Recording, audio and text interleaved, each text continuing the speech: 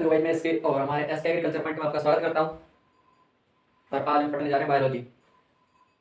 और biology first topic पढ़ेंगे हम, जिसमें ब्लड है। एक ब्लड होता क्या है, ब्लड के बारे में थोड़ी बहुत सामान्य जानकारी लेंगे। ब्लड यानी रक्त। रक्त होता क्या है, इसके बारे में हम थोड़ी बहुत सामान्य जानकारी लेंगे। तो इसमें फर्स्ट पॉइंट बनता है कि रक्त का रंग कैसे होता है। यानी कि रक्त एक लाल रंग का पदार्थ है।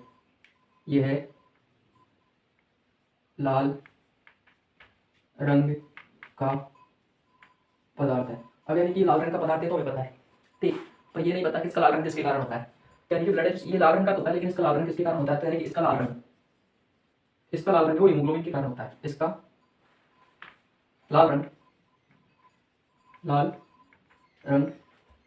हीमोग्लोबिन के कारण होता है। हीमोग्लोबिन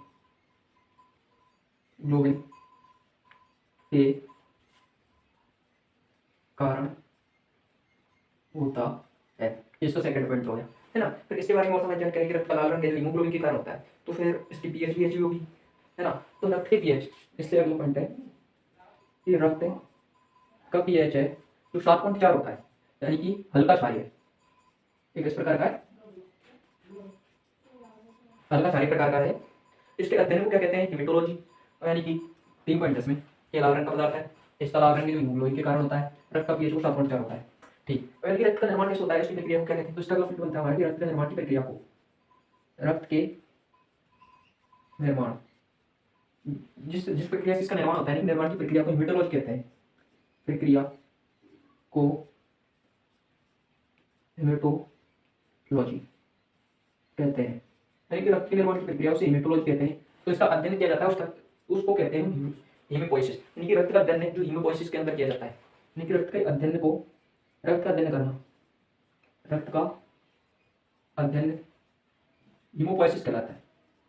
हीमोपोइसिस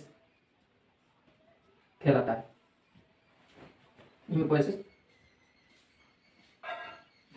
कहलाता है, ठीक। और अगला पॉइंट आता है कि एक स्वस्थ मनुष्य में कितना रक्त होता है।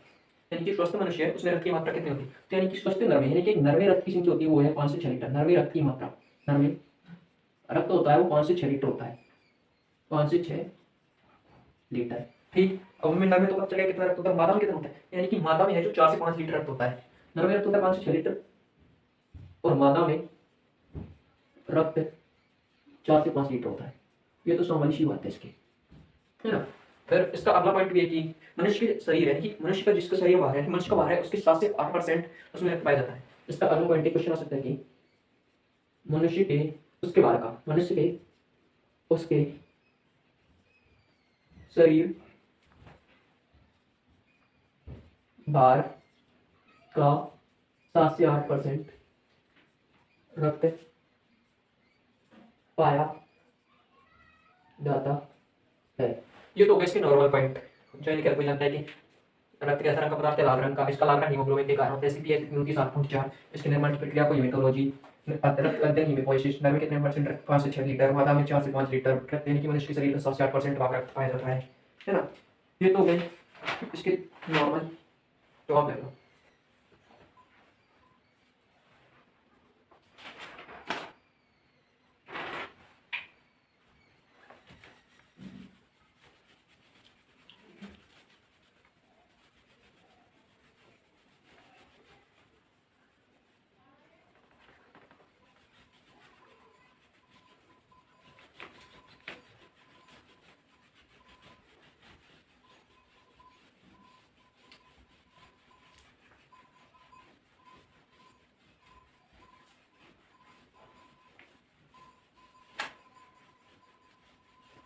ये तो इससे अगला टॉपिक आता है रक्त के कार्य, ब्लड।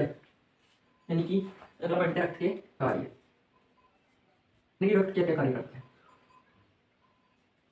यानी कि रक्त का फर्स्ट कार्य है कि रक्त है जो हमारे शरीर में O2 को सभी अंगों तक पहुंचाता है, CO2 को शरीर से बाहर निकालता है। तो यानी कि इसका पहला कार्य O2 गैसों का परिवहन करना। पहला कार्य क्या हो जाएगा, गैसों का परिवहन करना। जो भी रक्त का फर्स्ट कार्य है।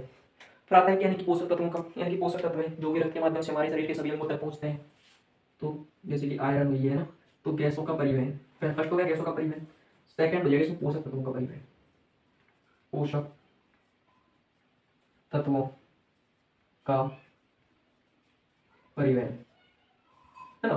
फिर तीसरा पॉइंट यानी कि गैसों का परिवहन करता है, पोषक तत्वों का परिवहन करता है। अब शरीर में जितने भी अपशिष्ट पदार्थ हैं, यानी कि जैसे कि हृदय से जाता है वो, हृदय से जैसे अपशिष्ट CO2 हो गई, यानी कि जितने भी अपशिष्ट पदार्थ हैं तो अपशिष्ट पदार्थों का भी परिवहन करता है, यानी कि त्यागने के लिए उसमें दे सकता है हार्मोन का परिवहन। अगला है अपशिष्ट पदार्थों का परिवहन करना, अपशिष्ट पदार्थों का परिवहन करना।